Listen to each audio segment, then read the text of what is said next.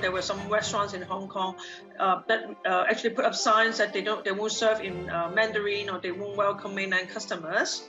Well, we started closing our business down at the beginning of this week. We have about 100 staff, and we laid them all off.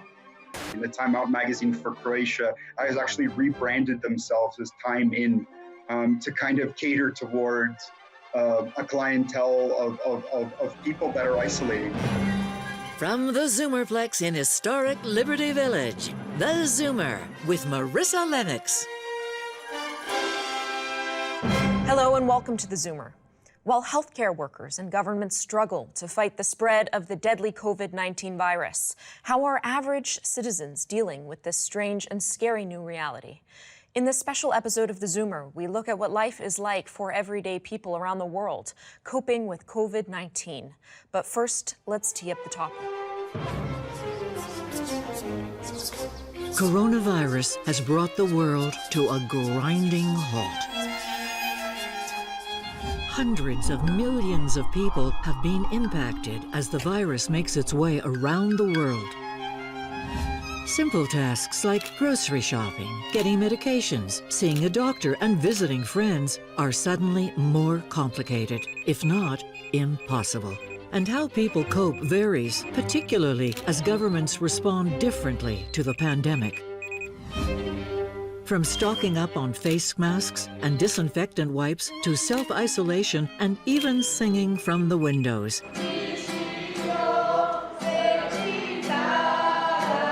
People around the world are finding unique ways to survive and support one another.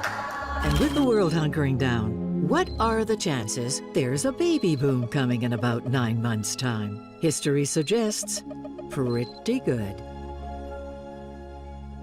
Welcome back. We're reaching out to the world today for a global perspective on daily life in this special episode of the Zoomer. We're going to Brooklyn, New York now. It is New York's most populous borough with an estimated 2.5 million residents. Graham joins us online now. What is life like for you in New York, Graham? Well, we started closing our business down at the beginning of this week. We have about 100 staff, and we laid them all off. And then today the city went into total shutdown. So we're closing everything up and moving home for a month or so. Tell me a little bit about your business. I have a rooftop landscape gardening business that's been here for 50 years. Yeah, we employ about 100 people. We do pretty high-end clients in Manhattan mainly, all rooftop. It must be tough shutting a business down in one of the world's most expensive cities to live. You know, it's not so tough for me. I think it's a really sad thing. It's a really tough thing when you're laying off people that have worked here for 40 years, or, single mothers with children. I mean, I have an average length of time that my staff have been in the company is 17 years. So it's very difficult emotionally. What's the city like now on the streets? Deserted? It's a bit of a mix, actually, to tell you the truth. I think the youth of America has sunk in that this is their problem as well. Yeah. So, there's a lot of people still on the streets. But I think that with today's shutdown, right, a mandatory shutdown, I think that we'll see a difference of that. Your mayor and your governor not always seen eye to eye with respect to how we should be responding to this crisis. What do you make of that? I think it's disgusting, actually. I mean, at the end of the day, you look to your leadership in these challenging times. You look for your leadership to actually lead. We don't have a president that's leading. We have a mayor and we have a governor that don't see eye to eye. And the end result of that is panic. Panic for toilet paper, panic for food. How am I going to pay my mortgage? How am I going to pay my rent? It's not really leaving a good sense of security to the citizens. And has that been your sense, that there is just sort of mass panic in New York? I think it's pretty justified panic. I mean, New York has the highest number of cases in the US, and I think it's going to get a lot worse. And, when you're looking at Italy and places like that, I think we can expect a lot worse case scenario than what they're experiencing right now. What has the government said with respect to, how people should be protecting themselves? What orders have they given? Well, the only orders that have really come out for us is, about groups getting together. And the president has really pushed everything back to the governors of each of the states, which is pretty poor leadership as far as I'm concerned. I mean, he was a pretty useless president to start with, so to have it come to a point like this, I hope Americans see what a useless person he is, because no one's really entering this crisis with any sense of security. And I understand you have kids? I have 2 kids. I have a 9-year-old and I have a 12-year-old. And they've been on school now for 2 weeks. Right. And so that's a challenge in and of itself, right? Because, what do you do with children that are at home all day? Well, I'm fortunate enough in my life that, I have a partner that can stay at home and look after my kids, which is great. And the school that they're in is doing everything via video. So, they're doing a normal school day. They start at 9 o'clock in the morning and they go through until 4 o'clock in the afternoon. They have their lunch breaks. It's like a normal school. But I have a lot of my staff here that have children that, aren't so lucky. Are you concerned about the health and well-being of your family, your kids, and even how your children are processing something like this? I mean, what advice do you give them? What do you tell them about I'm it? worried about everybody at the moment. I have 2 friends, one who just found out she has it today, who is the biological mom of my kids. She donated me so that we could actually have children. And another really good friend of mine is just coming out of it as well. So, I think when you see something like this coming through, you don't know anyone that has it, but all of a sudden when you do know people that have it, you realize that it's pretty bad. Definitely. And how are your kids processing all that? Well, my children are amazingly resilient creatures because, it doesn't matter what, is going on in the world. It's really about what can I eat, where can I play, and what's on TV. So, I guess that is a great resilience to have. They're not realizing the economy is crashing, that the unemployment's heading towards 20% unemployment, which is more than it was before the Great Depression. That people are losing their jobs, they can't afford to eat, the supermarkets are having a rush on them. I don't think they quite realize what's going on. And I think as a parent, you don't want to scare the crap out of them, but you also want to make sure that they have some sort of understanding that, life is changing and it may well have changed forever, to tell you the truth. In terms of any, fears or concerns you have long term, what would those be, if any? I think hospitals and medical supplies are going to be a really, really big issue in the next few weeks. Yeah. I think that people need to be turning their businesses over, and the executive order does need to be given to turn manufacturing facilities into facilities that are producing items for doctors and nurses to wear to protect them from the virus. I think very quickly it's going to get to the point where we're going to be deciding on who should get coverage. And I don't think anyone should ever be given that responsibility. How do you think the city of New York has handled this crisis compared to some of the other major cities in the U.S. and around the world? Well, I think the U.S. has been pretty poor in general in the way they've handled it, and I really think that you've got a mayor and a governor who quite obviously are fighting about what is the right thing to do. So therefore, nothing gets done. So now we're sitting with the most amount of cases in the area that has the least amount of testing. So I think the leadership in this country with this entire process has been disgusting. And I do think that, they're trying to reinvent the wheel when, if you look at the way China has done it, or Singapore has done it, or some of these other countries that have got it a lot more in control, I think we've lost control. What should your leaders be doing differently? They should have shut the borders a lot earlier. The entire United States should be in shutdown. All schools should be shut. They should be making food a lot more accessible. They should be guaranteeing people's mortgages, credit card debt, jobs when they come back. No one knows what's happening. And there's an awful lot of misinformation out there. In this country, yes, definitely. And it's understandable as well. Not everyone knows what's going on, nor should they. The same sort of thing went on with the HIV and AIDS epidemic. Not everyone knew what was going on. But, leadership needs to protect, not put people in harm's way. I mean, the fact that, Florida has all these spring breakers and everything partying at the moment, it's a bit of an insult, really. Yeah. All right. Well, that's all the time we have. Graham, thank you for joining us. You're welcome. Good luck. Stay well. Stay safe. We need to take a short break. We have more of our special episode of theZoomer, Coping with Coronavirus, a Global Perspective. Stay tuned. And the government has cash relief measures for both individuals and companies. But I think most Hong Kongers believe that, I mean, cash is nice, but it's not going to solve the root of the problem.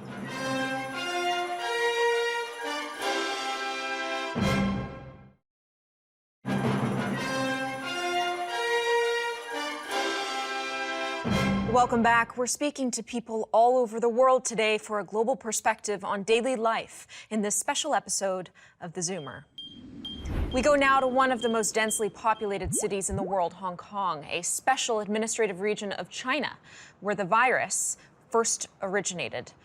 Joining us now online is Benita. Thanks for joining us, Benita. Thank you for having me. What's life like today in Hong Kong? Of course, the virus started in China.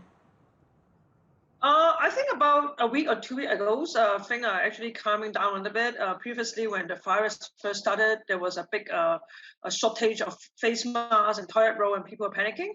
About a week and 2 weeks ago, things have calmed down a little bit. The number of infected cases dropped. But for the last few days, we have seen a lot more infected cases, and there was a huge outbreak in the Lan Kwai Fong area, which is our bar area in the fitness center. So there was quite a panic in the last, I would say, 48 and 72 hours. Benita, why do you think it is that things calmed down and then took a turn for the worst? A lot of overseas Hong Kongers, especially the students, they don't trust their education system they don't trust the health system in UK or US, and they would rather come back. And almost 80 or 90% of the newly cases we see is from overseas. So it's these overseas Hong Kongers or expat coming back to Hong Kong that has caused a huge new number of infected cases. You know, how around the world, we've seen a number of restaurants, bars be forced to close. And it's my understanding that that hasn't been the case in Hong Kong. Yes, we haven't have a mandatory closure, but the government definitely recommend people to stay indoor. And you can see the bars and restaurants are much more quieter, except in some part of Central where a lot of expats are and they still go out partying. You know, do you get the sense that people are taking this seriously over there in light of the fact that, you know, these bars and restaurants are still open, people are still visiting them? Not trying to be racist, but I think that most local Chinese Hong Kong people are quite careful. But there have been a lot of pictures, and I've seen them myself. Some expats are not doing the social distancing and the mask very well in the Lan Kwai Fong or the central area, and some Hong Kongers are not welcoming that. How have sentiments changed toward mainland China because, you know, that is where the virus originated? I think about a month ago, there was really a strong anti-China sentiment in Hong Kong. So there were some restaurants in Hong Kong that actually put up signs that they won't serve in Mandarin, or they won't welcome mainland customers. And that has caused a huge controversy and racism and discrimination issue. But I think for now, the situation has calmed down a little bit because it seems the virus has spread to everywhere. And whether you are mainland China, from mainland China anymore, it's not considered high. You're considered the same risk. But I think the anti-China sentiment will definitely linger for a while because of this. And I mean, most scientific sources said the virus did come from China, and there will be some finger pointing. I'm sure some repercussions. Now, before this virus hit, of course, there were mass protests going on. How has that changed since the spread of this virus? I think in the first month, the protest has almost completely dropped. Before, I think 2-3 weeks ago, there was a significant protest in the Mong Kok area where there was suspected police brutality. And there were bits and pieces in the shopping mall of that. I think most Hong Kong people would think that once the virus situation come down, the social unrest will be just like the same as last year. And because people are still very angry. And how has the economy done throughout all of this? economy has taken a big toll. So Hong Kong rely heavily on tourism, and after tourism, there will be retail, F&B business, and it has really suffered a lot. And a lot of the major events in Hong Kong, like the Rugby 7 and the Art Central, has all been cancelled. So definitely the unemployment is coming up, and the government has cash relief measures for both individuals and companies. But I think most Hong Kongers believe that I mean, cash is nice, but it's not going to solve the root of the problem. The root of the problem is to get the virus away and the political situation calming down. Because if you have the unrest going on, the economy is going to suffer. So we have a double problem here in Hong Kong: the virus and the unrest. You mentioned unemployment and how it's sort of been affected throughout all of this. Maybe you could expand on that just a little bit, maybe not so much in specifics, but what are you seeing just on the streets where you live? A lot of the shops around my area has been closed down. There are major bookstore and major fast food restaurant that are being closed down. And if you go to the famous shopping mall in Hong Kong, like Harbour City and Times Square, it's half empty. It's very eerie, the feelings, and especially I think for the luxury goods, it's have a very big toll, because the luxury goods depend a lot of mainlanders, and if they're not coming to Hong Kong, there's no business. So I think the unemployment is going to get really bad, and people, many across sector are laying off people already. What does the rest of the world, what could we learn from some of the steps you guys have taken? I think Hong Kong people have been really vigilant. Most of us are very careful, wearing masks and maintaining social distance, washing our hands, and most of our school closure, those are very effective. And people do try to minimize going out unless it's a real needs. I think some countries in the world, maybe Italy or Spain, where people are not following government instruction, they should learn from Hong Kong. And Hong Kong people are very good at self-quarantining, even though the government hasn't enforced it as much as you could. But most Hong Kong people understand the importance of self-quarantine. All right, thank you for joining us, Benita. Hope you and your loved ones remain safe. Thank you. We need to take a short break. We have more of our special coverage of theZoomer, Coping with Coronavirus, a Global Perspective, next. Yesterday, I went to a supermarket and, people managed to get into a little bit of an argument with one another over distancing.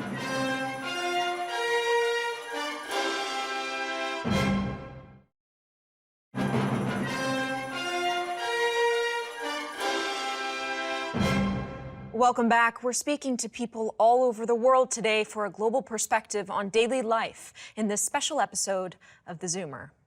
We now go to the city of Brussels. With a population close to 1.3 million, this city is not only the capital of Belgium, but headquarters for the European Union as well. Tom's joining us online now. Thanks for joining us, Tom. Hello. How has your life been impacted by the coronavirus in Brussels? Oh, I mean, everything has really kind of changed in the past 2 weeks, I guess. From a professional perspective, we've been all told to self-isolate. So basically, my own organization, but in addition to my organization, basically the entire city of Brussels is shut down. You have some public services operating, but basically, daily life as what I knew before is on pause. Describe that for us. Are the streets deserted, or are people still out walking about? Yeah, just like in any other normal, international city. I mean, specifically around this time, 5 p.m. right now, this is when people would be finishing work, so the streets would be packed, and there would be people running to bars or running to restaurants or to run home to meet their families, etc. And none of that is happening. It's it's an economic standstill, basically. Have you traveled recently? I have. I was in the United States, in New York. And as a result, are you self-isolating for that reason? Well, yeah, I mean, it was quite unfortunate. I got back and I got sick. I had, this intensive cough that everyone's talking about and a sore throat, etc. And I worked from home just simply because I was too scared to go out. I didn't want to get anyone sick, regardless of what it was.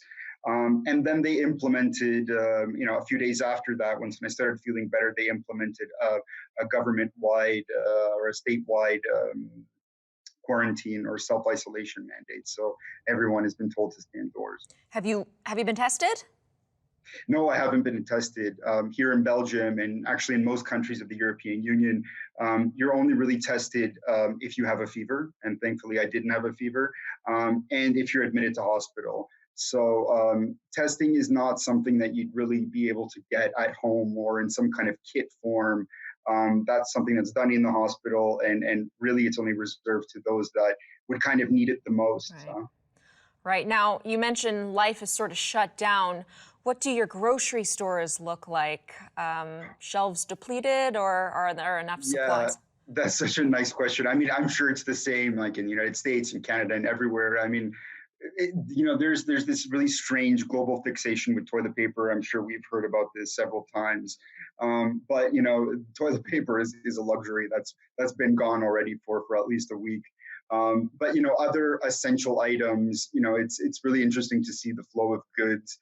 Things like toothpaste, I see, a reduction of, or maybe one or two items left on the shelf. But thankfully, I really have to admit, food stocks are fine. People are working. So what is the mood like then? I mean, is there a sense of panic over there? There's, even going back to the supermarkets. I mean, yesterday I went to a supermarket and, people managed to get into a little bit of an argument with one another over distancing, right? The girl in front of me was irritated with the woman in front of her who wasn't keeping a distance. So, people are trying to respect the rules, which I do appreciate. But everyone is at home, and I mean it's generating depression amongst people, but it's also very, very, very interestingly so generating a lot of creativity, right? We see a lot of sharing through networks, through WhatsApp, through all of these social media, where you see fascinating videos of what people are doing under quarantine, under boredom.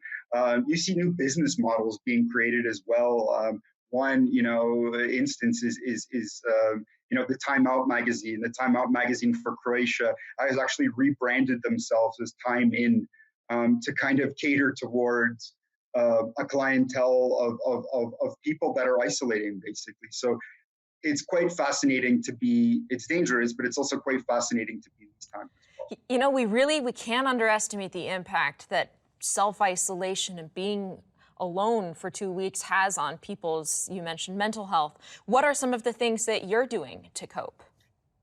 I mean, thankfully, as in most countries in the European Union, at least, you're able to go outside, right? No one is really policing you on whether or not, how long you can be outside for. So yes, of course, being responsible, going grocery shopping, that's fine. But in terms of physical activity, going for a walk, I try to go for a walk in the morning and in the evening as well. I live alone, which doesn't help as well because, you kind of spend much more time with yourself, which could be, a little bit nerve-wracking. But other friends have also kind of linked up and gone jogging together, but in a 1 meter type of distance of one another. What's the sense over in Brussels right now with respect to when this thing will come to an end? When do you expect to be back at work? Have they placed a time on that, or is it sort of just take it day by day? Yeah, I mean, there's no indication, and I mean, everyone wants this to be finished as soon as possible. People are resorting to telework, and that's working fine right now. However, my view is in the long term, it's unsustainable. It's unsustainable from an economic point of view as well. For those of myself, I work as a consultant. I can be wherever. But for those that rely on clients and being face to face, such as bars, restaurants, etc., I don't see that as a viable option for them in the long term. You mentioned most places in the EU borderless. What does that mean for traveling in and out? Has there been any restrictions?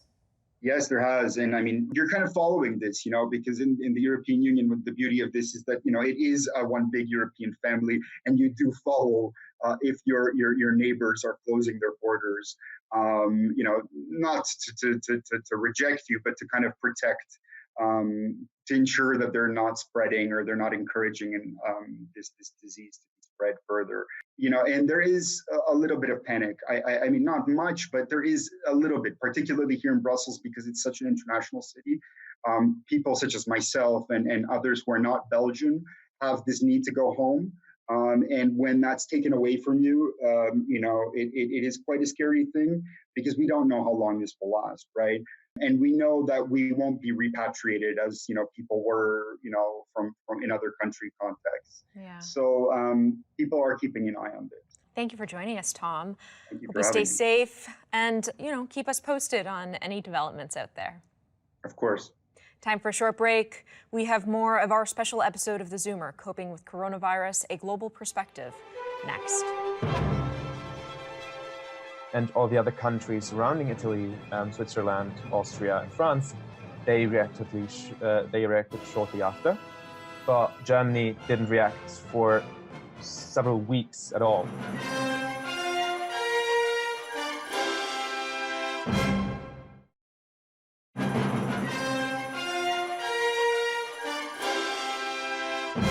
Welcome back. We're reaching out to the world today for a global perspective on daily life in this special episode of theZoomer. We now go to Stuttgart, Germany, a manufacturing hub where Mercedes-Benz and Porsche have headquarters. Joining us online is Urs. Thank you for joining us. What is life like today in Stuttgart? Well, it's very different than before. We are actually not supposed to go outside today, and everything is closed. Shops are closed, restaurants and bars and clubs and cinemas are closed too. So the only thing that you can really do is do groceries shopping, because the supermarkets are still open. Do you get the sense that people on the ground there are panicked or are taking this seriously? Although the majority is taking it seriously, I still see many people walking around or going to parks, which actually should be closed down, but they simply see that as a holiday. So there are people too who don't take it really as seriously as they should. Well, maybe it's only a matter of time before those get shut down too. Now, how have you been impacted by the coronavirus? Well, firstly, I've been affected because I had a job at a cinema, and because they had to close down, I obviously can't do that job anymore. Yeah. And secondly, it's just my spare time. I can't meet my friends. I can't do anything. I actually was taking care of my grandparents until coronavirus spread out. So now that my grandparents are in the risk group, or are risked by the coronavirus, I cannot take care of them anymore. So that's how I've been affected. How are they taking care of themselves? They can take care of themselves quite well still, but I'm doing the grocery shopping for them, and we don't meet anymore, so there's no personal contact between us. So that's how they take care of themselves, and they don't go outside at all. Yeah, they stay isolated. Do you think it's affecting them physically, emotionally, being stuck inside all day? No, I don't think so, because even before Corona, they had to do so because they both are handicapped, so they can't move at all. They actually don't see it that seriously, as they should. You're also a student. Are the schools shut down there? The schools and universities are all shut down, and we don't know when they will open again. Do you have any, concerns in this environment with respect to the economy, shortages, the health of loved ones? What do you have weighing on your mind? Well, the economy in Europe is hit quite hard, right, because many smaller companies, and especially restaurants and bars and establishments in the city, they don't know if they can ever open again. And then, of course, the big economy is hit too, because in my area, as you said, we have Mercedes, we have Porsche. Both of them are hit quite hard as well, because they had to nearly shut down all of the production because many workers got infected. So they had to send them home. The German government is right now issuing some financial aids for the economy. which is quite good, but also many say that it's not enough for the German economy to recover fully. How do you think the government has responded to this crisis? Has it been sufficient, enough? What do you think? Well, by now they responded quite sufficiently, I think, but they reacted quite late in comparison to other European governments. For example, Italy, which is the country that has been hit hardest in Europe, they reacted quite fast, and all the other countries surrounding Italy, Switzerland, Austria, and France, they reacted shortly after. But Germany didn't react for several weeks at all, and now their reaction is quite fast. So I would say they were a bit too late. And now, are they paying the price? Well, in a way they are. I think the economy could have been kind of saved if they reacted a bit faster, because the spread, of course, would have been smaller. All right, well, we'll have to leave it there. Thank you for joining us. Hope you and your loved ones remain safe. All right, we need to take a short break. We have more of our special episode of theZoomer, Coping with Coronavirus, a Global Perspective, next. My biggest fear is for my parents and grandparents, because they are the most risk groups of the COVID-19.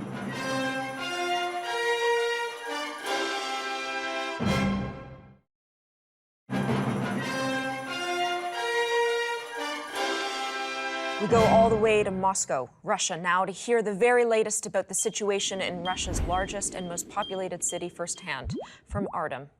Thanks for joining us, Artem. What is life like for you right now in Moscow? Hello. We live in isolation. We don't go to schools, universities, and many firms try to avoid working in public places, so that people won't use public transport too much. We also have some problems with grocery. Yep. There is lack of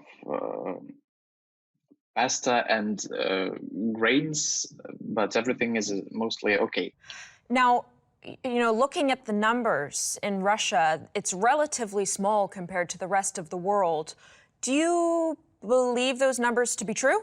We know that there are 200 infection people for today, but I don't know if this is true, because this is federal TV, and I'm not going to believe it. You know, the government only recently kicked its response to COVID-19 into overdrive. You know, how have people in Russia been feeling about this? Do they sense that it's too late, or they're comfortable with the government's response? All infected people are in one central hospital. The forecast is that there will be much more infected people tomorrow and next week. Artem, what's your biggest fear now? I mean, you're at home, you're staying home in isolation. My biggest fear is for my parents and grandparents, because they are the most risk groups of the COVID-19.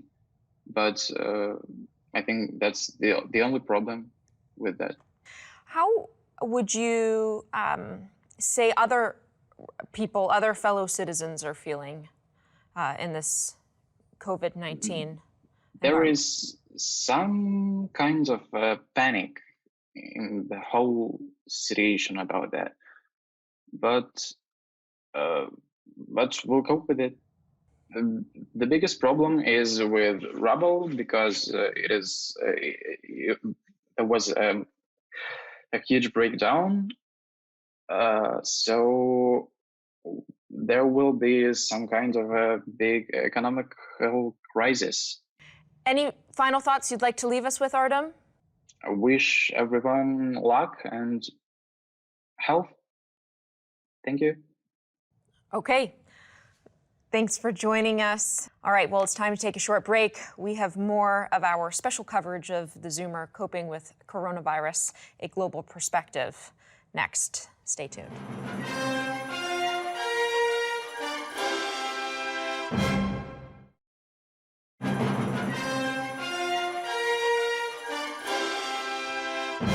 Welcome back. We're reaching out to the world today for a global perspective on daily life in this special episode of theZoomer. We go now to Znaimer. It is a resort town on the east coast of Malta. Joining us online is Claudia and Marianne. Thanks for joining us, ladies. Hi there. Hi. What's the situation like in Malta? We so far haven't had very many cases through transmission, so they've all been imported. So basically, we've had a lot of travelers coming home that are bringing it along with them. Describe for us what the situation is like there. What's the mood? What's the environment? Is there panic, fear? Okay, so the majority of the country is, we're not working. So restaurants are closed, bars are closed, fitness facilities, schools. All the schools are closed, churches. So really, everybody is kind of forced to be at home. We're not under lockdown in any way. But I mean, because we have a very big international community here, everyone does have, somebody back home that they're worried about. So, my flatmate is Italian, so she's very concerned about her family back home. And that goes the same for everything. Well, and given how close Malta is to Italy, do you guys have any concerns about that? So we do have our my grandmother, who's 98 years old, who's forced to stay at home in Italy. But I wouldn't say that we're concerned anymore, because basically on the 13th of March, they've stopped all flights from Italy, Switzerland, Germany, France, and Spain. So since doing that, it's alleviated a bit of fear for us locals here. So then I have to ask, how does that, with this sort of request that everyone practice social distancing, has that been difficult?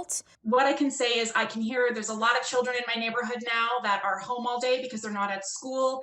The streets are relatively quite empty. So I think it's really great that people are, taking this very seriously, and they're not going out, and they're keeping to themselves. And how have you guys been doing, being isolated at home? At least you have each other, I guess. So we don't actually live together, but we do live very closely.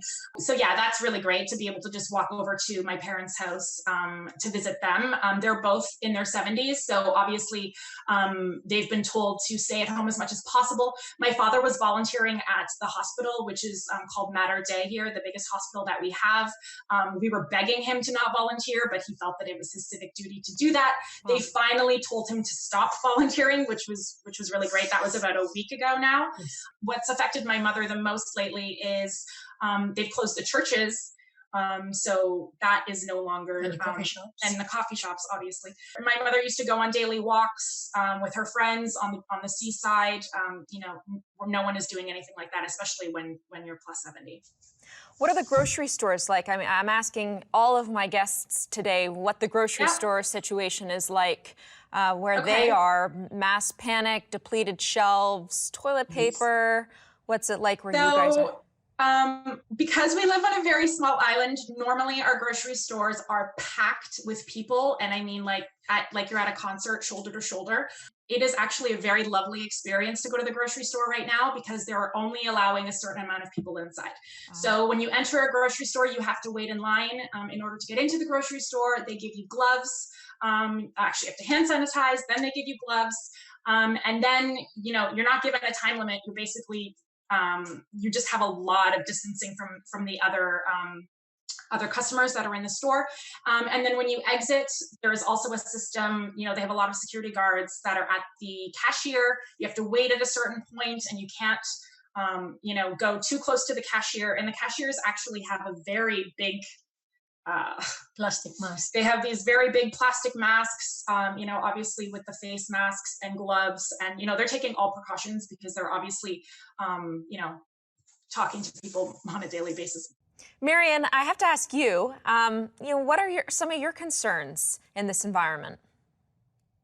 I think it's going to be a big situation with mostly people losing jobs, and not people won't have enough money to pay rents and maybe shop. it's going to be harder in the next few months. That's what worries me more than the virus itself. Are you taking any extra precautions with this virus spreading? Nowadays, I just stay home. We don't go out as we usually we go out every day, like to church, and then for coffee you meet friends. We meet, like few ladies every morning, which we stopped at. And now we just, even grocery, we go 2 minutes, no talking, and you feel kind of ashamed if you're out. You don't want to be seen because they wonder, you shouldn't be out, but there's a few things you need to do, but that's just about it. Have you guys been happy with the government's response to this virus so far? That's a very interesting question.